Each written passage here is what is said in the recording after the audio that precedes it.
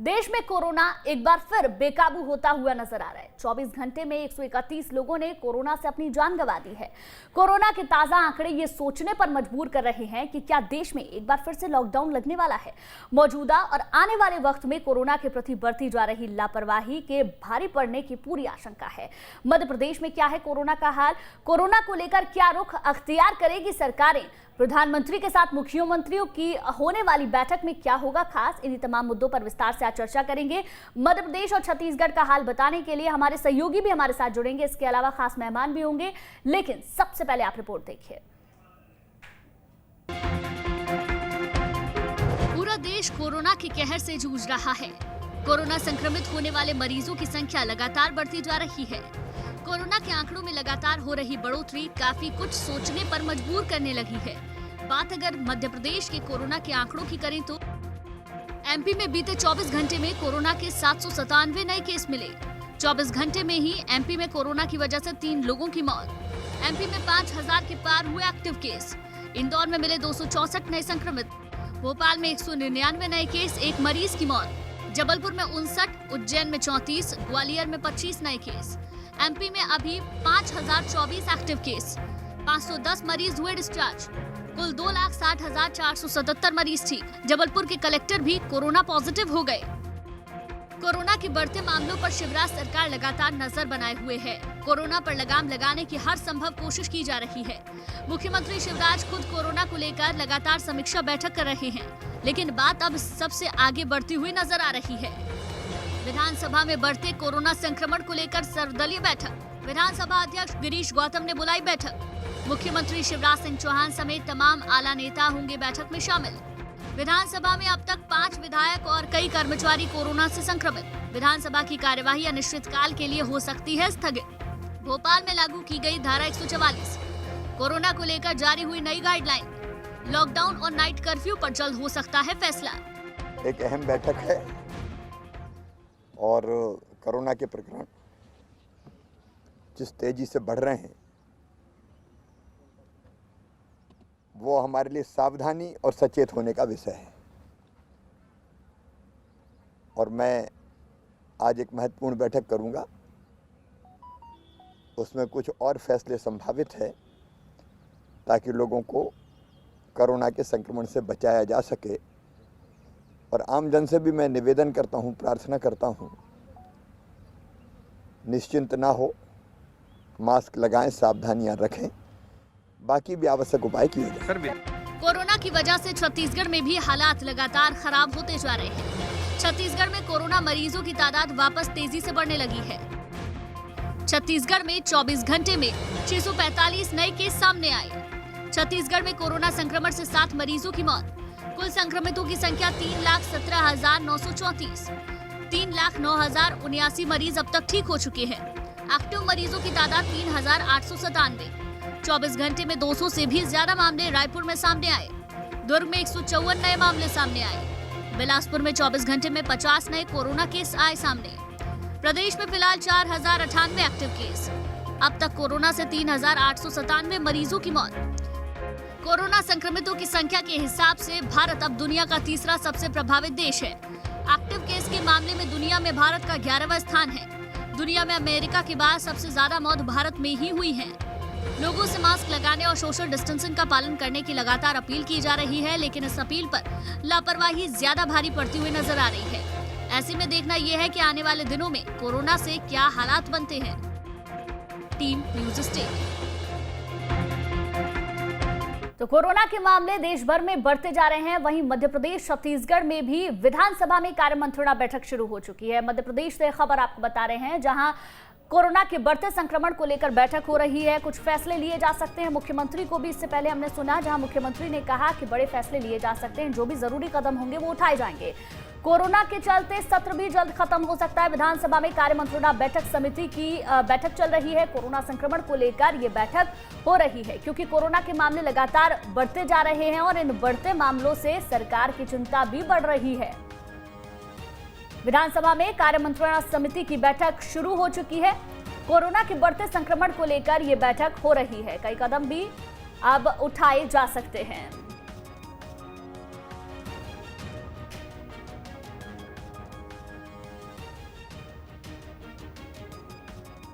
तो कोरोना के मामले लगातार बढ़ते जा रहे हैं। मध्य प्रदेश और छत्तीसगढ़ में हालात क्या हैं, इसके बारे में भी हमारे संवाददाता हमारे साथ जुड़ गए हैं। दीप्ति चौरासी हमारे साथ जुड़ गई हैं, दुर्गेश हमारे साथ जुड़ गए हैं, उनसे बातचीत करेंगे। इसके साथ साथ बीजेपी से तपन तोमर हमारे साथ जुड़ गई हैं, कांग्रेस से अजीत भदौरिया जी हमारे साथ जुड़ गए हैं। सभी मेहमानों का बहुत बहुत स्वागत।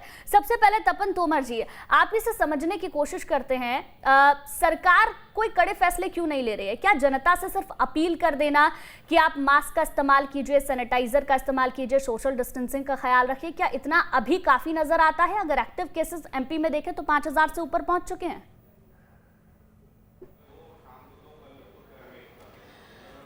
गुंजन जी, पिछले वर्ष इन्हीं दिनों में पूरा विश्व कोरोना महामारी को लेकर के जूझ रहा था। चारों ओर जिस तरह से संक्रमण फैल रहा था और हमारे सामने देखते ही देखते लोग मृत्यु को प्राप्त हो रहे थे, एक बहुत ही दर्दनाक और दुखद हादसे जिस तरह से हो रहे थे, हम सभी लोग चिंतित थे। लेकिन मानवता को बचाने के लिए भारत जिस तरह से आगे आया, वसुधैव कुटुंबकम का ध्यान रखते हुए न केवल उसने अपने देश के लिए विश्व में फंसे हुए लगभग 45 लाख हमारे प्रवासी भारतीयों को भी वो लेके आए कड़े फैसलों में, चाहे वो आप लॉकडाउन को ले लें, चाहे अनलॉक बात में बीच बीच में किया गया, या और अनेक जो भी 2 गज दूरी, मास्क है जरूरी, और वैक्सीन पर जिस तरह से माननीय प्रधानमंत्री जी के दिशा निर्देश पर हमारे वैज्ञानिकों ने काम किया।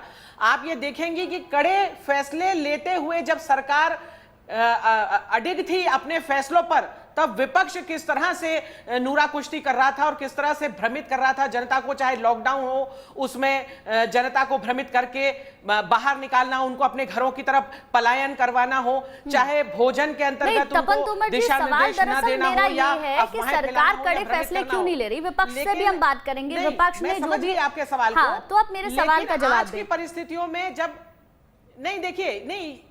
नहीं ये देखिए, इस बात का चर्चा करना इसलिए आवश्यक है क्योंकि ये भारत का दुर्भाग्य है कि भारत में अगर सरकार कुछ कड़े फैसले लेकर के भारत के पक्ष में, भारत के हित में कोई फैसले लेना चाहता है तो हमारा विपक्ष उसके विरोध में खड़ा हो जाता है। मोदी विरोध में वो देश का विरोध करने लगता है। लेकिन फिर भी भारतीय जनता पार्टी की, चाहे माननीय नरेंद्र मोदी जी की सरकार केंद्र की हो या शिवराज जी की सरकार हो, मध्य प्रदेश में लगातार काम हुआ।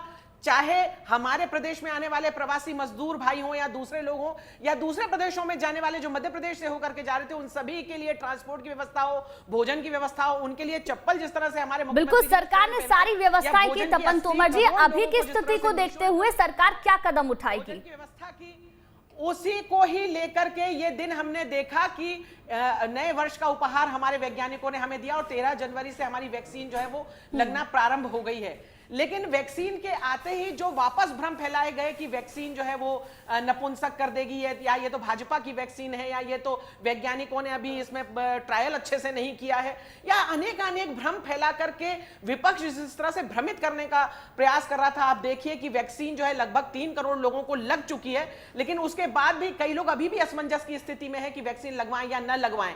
और दूसरी तरफ अगर हम कोई कर्रे निर्देश देने की कोशिश करते हैं तो वहां पर गिद्ध राजनीति करने के लिए विपक्ष आ जाता है। लेकिन राजनीति से अलग सरकार का कुछ फर्ज है ना तपन तोमर जी, यही तो मेरा सवाल है। विपक्ष को लेकर भी हम बातचीत करेंगे, लेकिन सीधा मेरा सवाल यही है ना कि सरकार कौन से कदम उठा रही है? हाँ बिल्कुल, देखिए सरकार का काम है, लेकिन क्या विपक्ष का ये काम नहीं है कि वो सरकार के साथ कंधे से कंधा मिलाकर? बिल्कुल विपक्ष का भी ये काम है, इसका जवाब भी हम लेंगे। पहले मैंने सवाल आपसे इसीलिए पूछा तपन तोमर जी कि सरकार अब कौन से कड़े कदम उठाने जा रही है, क्योंकि हालात अब धीरे-धीरे बिगड़ते जा रहे हैं। देखिए जनवरी तक जिस तरह से हमने काबू पा लिया था कोरोना पर, वो सब सर्वविदित है। पूरे विश्व जानता है कि भारत ने किस तरह से इन पर कठोर कदम उठाए, और जो चीजें हम लोग एक्सपोर्ट करते थे, इंपोर्ट करते थे, आज हम एक्सपोर्ट कर रहे हैं, चाहे वो वेंटिलेशन हो, चाहे वो मास्क हो, चाहे वो सैनिटाइजर हो, सभी चीजें स्वदेशी हो रही हैं, सभी चीजें स्वदेशी बन रही हैं। और पूरे भारतवर्ष के अस्पताल में आपको मैं बता देना चाहती हूं कि लगभग मध्य प्रदेश के 111 सेंटरों में वैक्सीनेशन हो रहा है, जिसके अंतर्गत न केवल सरकार, भाजपा संगठन भी अपना पूरा सहयोग करने का प्रयास कर रही है। और प्रत्येक जिलेवार, अजीत भदौरिया जी, मंडलवार हो, सभी जगह हेल्प डेस्क। अजीत भदौरिया जी, इस वक्त सरकार की ओर से जो कदम उठाए जा रहे हैं कोरोना की रोकथाम को लेकर, लोगों से अपील तो की ही जा रही है, इसके साथ साथ जो कदम उठाए जा रहे हैं विपक्ष उससे कितना संतुष्ट है?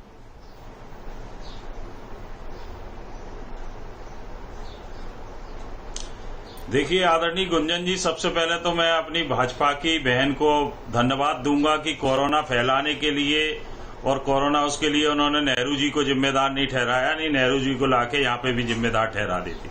विपक्ष को तो कोस ही रही है अपनी असफलता के लिए। जहां तक बात करें अपन कोरोना की, तो आपदा में घोटालों के अवसर भारतीय जनता पार्टी ने तलाशे हैं। कोरोना कंट्रोल करने के लिए भारतीय जनता पार्टी की सरकार, चाहे वो मोदी जी की सरकार हो या शिवराज सिंह जी की सरकार हो, पूरी तरीके से असफल हुई। क्यों? क्योंकि उन्होंने घोटालों के अवसर तलाशे। आवश्यक अति आवश्यक सेवाएं, चाहे वो सैनिटाइजर हो, मास्क हो, इन पे 18% जीएसटी लगाई। आप देखिए कि 3 मध्य प्रदेश के संदर्भ में बात करें तो 3 निजी अस्पतालों को करोड़ों रुपए का भुगतान किया गया मध्य प्रदेश की सरकार द्वारा। आज अगर वैक्सीन के संदर्भ में बात करें तो आज अभी लेटेस्ट अपग्रेड गुंजन जी 1,37,454 लोगों का एक ही मोबाइल नंबर है। वैक्सीनेशन में 1,37,454 लोगों का एक ही मोबाइल नंबर मध्य प्रदेश में। तो ये वैक्सीन में भी घोटाले लगातार करते चले जा रहे हैं। तो भारतीय जनता पार्टी को कम से कम ये चाहिए कि आज जब कोरोना दोबारा से फैल रहा है और कम से कम मध्य प्रदेश जबकि देश में 30वें नंबर पे आ रहा है, चाहे नए कोरोना मरीज संक्रमित होने पे और नई मौतों पर, तो इसलिए हमको ये चाहिए कि मुख्यमंत्री खुद उदाहरण प्रस्तुत करें कि वो बंगाल और आसाम के दौरे पर जाते हैं और अब मध्य प्रदेश में आके आम जनमानस से मिलते हैं। तो कांग्रेस पार्टी अपील करती है पूरी गंभीरता के साथ कि अगर मुख्यमंत्री जी शिवराज सिंह जी कहीं प्रदेश के बाहर जाएं तो सबसे पहले आके क्वारंटाइन हो 14 दिन के लिए। खुद सबसे पहले अपनी जिम्मेदारी निभाए मुख्यमंत्री जी, क्योंकि भारतीय जनता पार्टी ने तो कोरोना को कभी गंभीरता से लिया ही नहीं। पहले दिन से भारतीय जनता पार्टी कोरोना का मजाक उड़ाती रही।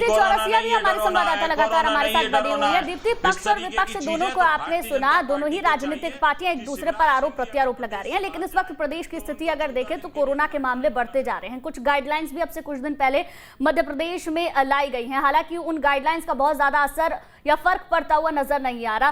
क्या स्थिति एमपी में अभी आपको नजर आ रही है?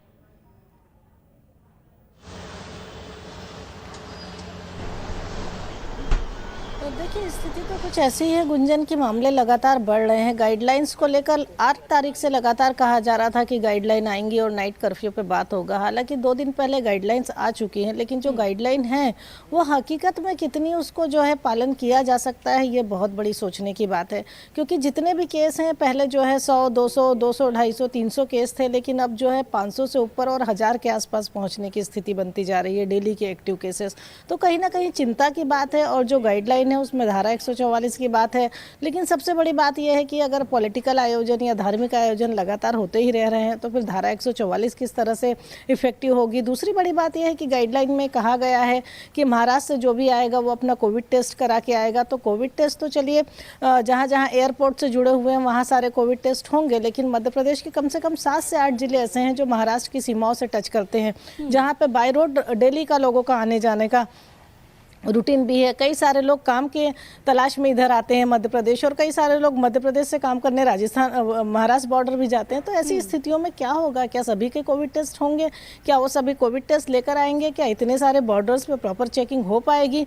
तो बहुत सारी चीज़ें हैं कि गाइडलाइंस तो हैं, लेकिन उन गाइडलाइंस के साथ विरोधाभास या ये कहें कि उनको पालन कर पाना इतना कठिन है कि हम कैसे माने कि अब सख्ती बरती जा रही है। दूसरी बड़ी बात, जो धारा 144 जिलों में लगा दी गई, भोपाल में लग गई है, लेकिन उसके अलावा भी जिस तरह से धार्मिक और बाकी आयोजन हो रहे हैं, जहां तक कि जो महाराष्ट्र से सटे हुए जिले उनमें भी 50% क्षमताओं के साथ आयोजन की परमिशन है। तो ऐसे में धारा 144 कहाँ इफेक्टिव है? और जिस तरीके से केस बढ़ रहे हैं, ना मास्क लगाया जा रहा है, ना सोशल डिस्टेंसिंग का पालन है। दूसरा जो है, चाहे नेता चाहे वो सत्ता पक्ष हो चाहे वो विपक्ष हो, वो एक दूसरे पे जो है आरोप प्रत्यारोप में लगे हुए हैं। और अभी जो है लगभग 5 विधायक पॉजिटिव आए हैं, एक मार्शल पॉजिटिव आया है। आज फिर विधानसभा अध्यक्ष ने अपना टेस्ट कराया है, और आज जो बैठक होगी उसमें फिर तय होगा कि विधानसभा चलेगी या विधानसभा खत्म कर दी जाएगी। लेकिन अब सबसे बड़ी बात यह है कि ये मामला केवल विधानसभा तक नहीं है। विधानसभा अगर खत्म भी हो जाती है तो बाकी जगहों में, अपने इलाकों में जाकर किस तरह का जो है जनप्रतिनिधि किस तरीके से लोगों को अवेयर करेंगे या किस तरीके से आप समझाएंगे, क्योंकि इतनी सारी बंदिशों के बाद जब सब कुछ खुला है तो उसके बाद लोगों ने और बंदिशें मानना ही बंद कर दी है। कोरोना का डर भी खत्म हो चुका है। दूसरी बड़ी बात, और सरकार को भी इस बात को समझना होगा कि अब हालात धीरे धीरे बेकाबू होते जा रहे हैं। दुर्गेश, आपसे समझने की कोशिश करते हैं, जिस तरीके से दीप्ति ने बताया कि जो गाइडलाइंस है उनका पालन नहीं हो रहा, उसी बात को मैं आगे बढ़ाते हुए आपसे समझने की कोशिश करती हूँ। गाइडलाइंस का पालन हो नहीं रहा है, कोरोना जब शुरुआत में आया था तो आम जनता को इतनी समझ नहीं थी कि कोरोना बीमारी किस तरीके की है। अब जितना आम जनता इस बात को समझ चुकी है कि हाँ, कोरोना से बहुत ज़्यादा डरने की ज़रूरत नहीं है, आपको सिर्फ एहतियात बरतने की ज़रूरत है, एहतियात नहीं बरतेंगे तो घातक हो जाएगी। जितनी लापरवाह कहीं ना कहीं जनता हो गई है इस बात से, क्या सरकार भी लापरवाही बरत रही है? क्योंकि अगर पहले की तरह ही दिशा निर्देश जब दिए गए थे उन पर सख्ती दिखा दी जाए तो क्या आंकड़े रुक नहीं सकते? क्योंकि एक्टिव केसेस 5000 से ऊपर है।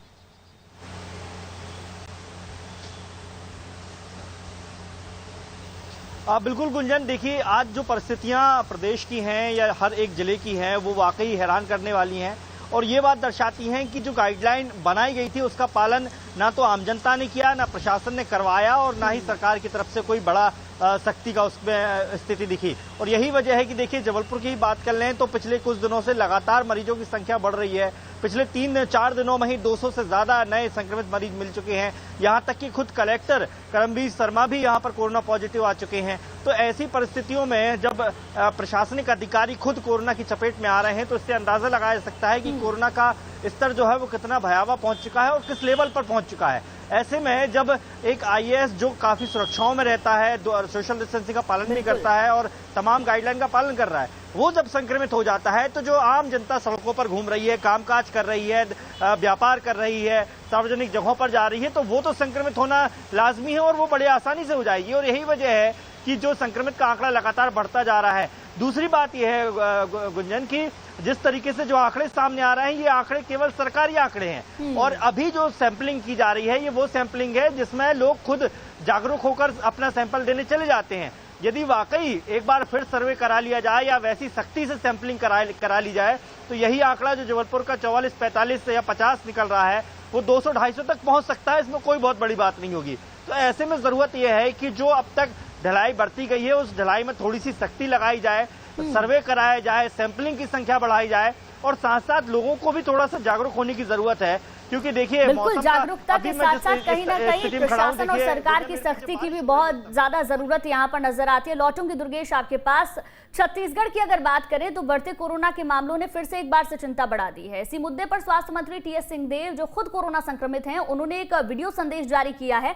टीएस सिंहदेव ने कहा कि वो फिलहाल पूरी तरीके से स्वस्थ हैं। साथ ही उन्होंने लोगों से अपील की है कि कोरोना के मामले फिर से बढ़ने लगे हैं, लोगों को सारी सावधानियां पहले की तरह ही बरतनी होंगी। इसके अलावा टीएस सिंहदेव ने कहा कि जिसका जैसे नंबर आए वो टीका लगवाए, लेकिन टीका लगवाने के बाद ही निश्चिंत नहीं होना है। कोरोना के प्रकरण बढ़ने लगे हैं। हालांकि सितंबर में जो हालात थे वैसे हालात अभी नहीं हैं, लेकिन जहां 1 के आसपास 100 में टेस्ट होता था वो पॉजिटिव आते थे, अब ये संख्या बढ़ के 2 के आसपास आ जा रही है। बल्कि पिछले हफ्ते हर 100 में 1.6 लोग संक्रमित आए औसतन पूरे हफ्ते में, जो काफी बढ़ता हुआ दिख रहा है। हम टेस्ट ज़्यादा करा रहे हैं। बड़े ऐसे आयोजनों से हमको जरूर बचना चाहिए। अब समय फिर से आ गया है कि भीड़ भाड़ वाली जगहों में जाना, आयोजनों में जाना, धार्मिक आयोजनों में, खेल कूद के आयोजनों में, गमी में, खुशी में, ऐसे आयोजनों से भी हमको बचना है जहां शारीरिक दूरी हम ना रख पा रहे हों। शारीरिक दूरी रखना, हाथ साफ रखना और मास्क पहनना, ये फिर से मैं आप सभी से आग्रह करूंगा कि जरा भी मत इसमें ढील दीजिए। कई लोग ऐसा भी सोच रहे हैं कि हमने वैक्सीन लगा ली अब तो ठीक हो गया, लेकिन जिस दिन आप वैक्सीन लगाएंगे उसके 6 हफ्ते बाद उसका प्रभाव पता चलेगा कि आपको एंटीबॉडीज बन गई हैं कि नहीं। जिस दिन वैक्सीन लगाई उस दिन नहीं, वैक्सीन लगाने के 6 हफ्ते बाद यानी 42 दिन बाद हमको पता चलता है कि किनमें और अगर एंटीबॉडीज बन गए तो बने कि नहीं बने। तो उस समय के लिए भी वो सारे एहतियात हमको रखने होंगे। तो छत्तीसगढ़ के स्वास्थ्य मंत्री को भी आपने सुना, वो खुद कोरोना पॉजिटिव हैं, लेकिन लोगों से अपील कर रहे हैं कि लापरवाही ना बरतें, इसके साथ साथ कोरोना की वैक्सीन ज्यादा से ज्यादा लोग लगवाएं। ठीक है अजीत भदौरिया जी, अगर छत्तीसगढ़ की बात करें तो छत्तीसगढ़ में तो आपकी सरकार है सर, आरोप प्रत्यारोप तो दोनों ही तरफ से हो रहे हैं। बीजेपी आप पर कह रही है कि विपक्ष हमारे काम में दखल देता है और दूसरी तरफ आप उन पर आरोप लगा रहे हैं। छत्तीसगढ़ में तो सर आपकी सरकार है, वहां कौन से आंकड़े बहुत ज्यादा कम नजर आ रहे हैं? अगर एक्टिव केसेस देखें तो वहां 4098 केसेस हैं, जबकि मध्य प्रदेश के मुकाबले काफी छोटा राज्य है छत्तीसगढ़।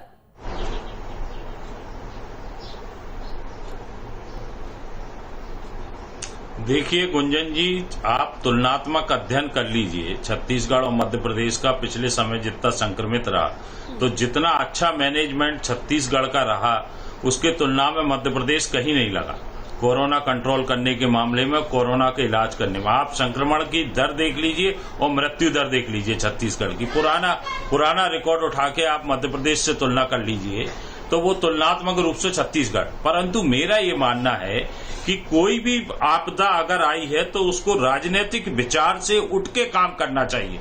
हम जिम्मेदार हैं, हम सरकार में हैं, तो हमें ये सोचना है कि आम जनमानस की कैसे सुरक्षा करें इस आपदा से।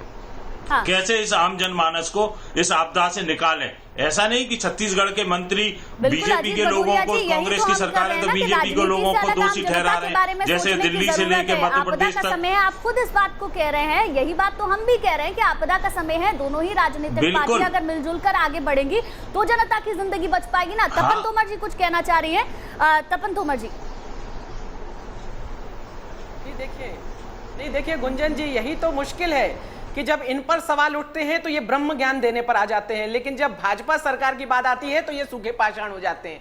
देखिए अभी ये कह रहे थे कि माननीय मुख्यमंत्री जी बाहर से प्रचार करके आते हैं तो उन्हें क्वारंटाइन होना चाहिए, लेकिन ये नहीं बताएंगे कि राहुल गांधी जब विश्व भ्रमण पर जाते हैं और वहां से लौट कर आते हैं तो कितनी बार क्वारंटाइन हुए और कितनी बार उन्होंने अपने कोरोना की जांच कराई। ये नहीं बताएंगे कि प्रियंका वाड्रा और राहुल गांधी केरल और असम में चुनाव प्रचार कर रहे हैं, लेकिन वो दिल्ली पहुंच गए तो वो कितनी बार केस रजिस्टर्ड करिए। दुर्भाग्यपूर्ण राहुल गांधी के ऊपर अगर राहुल गांधी कोविड गाइडलाइन का पालन नहीं करते, आप केस रजिस्टर्ड कर दीजिए। हिम्मत अरे आप केस रजिस्टर्ड करिए ना, गृह मंत्रालय यूनिवर्सिटी का ज्ञान यहाँ मत दीजिए भदौरिया जी। आपका सबसे कांग्रेस के व्हाट्सएप यूनिवर्सिटी का ज्ञान यहाँ मत दीजिए। जब मैं अपनी बात कर रही हूँ तो मुझे मेरी बात रख लेने दीजिए। आप बताइए, जब प्रधानमंत्री माननीय नरेंद्र मोदी जी को वैक्सीन लगाने की बात राहुल गांधी कर रहे थे और पिछले दिनों राहुल गांधी जी ने ये देखा कि माननीय प्रधानमंत्री जी ने वैक्सीन लगा लिया, तब सोनिया गांधी जी कहाँ है? जबकि 45 वर्ष से ऊपर के लोग जो अधिक बीमार भी हो वो भी वैक्सीन लगवा सकते हैं। जो भी कोविड गाइडलाइन का पालन नहीं करे, पर शिवराज सिंह क्यों नहीं क्वारंटाइन होंगे?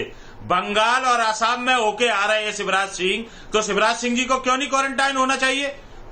14 दिन के लिए क्वारंटाइन। आप स्वीकार करिए, हमें आपको स्वीकार करना पड़ेगा एक दूसरे पे। सबसे पहले आप सरकार में आपको उदाहरण प्रस्तुत करना पड़ेगा। तो ये ब्रह्म ज्ञान देने पर बहन जी केस रजिस्टर करिए। मैं कह रहा हूँ केस रजिस्टर करिए कोविड गाइडलाइन का पालन नहीं करते। लेकिन तपन तोमर जी जल्दी से आप मुझे बता दीजिए कि सरकार का अगला प्लान क्या है? ये तो हम सब समझ गए, कोरोना के हालात बिगड़े हुए हैं, एक दूसरे पर आरोप भी लग गए, लेकिन अब आप मुझे जल्दी से बताइए कि सरकार का अगला प्लान क्या है? जनता के लिए सरकार क्या करेगी?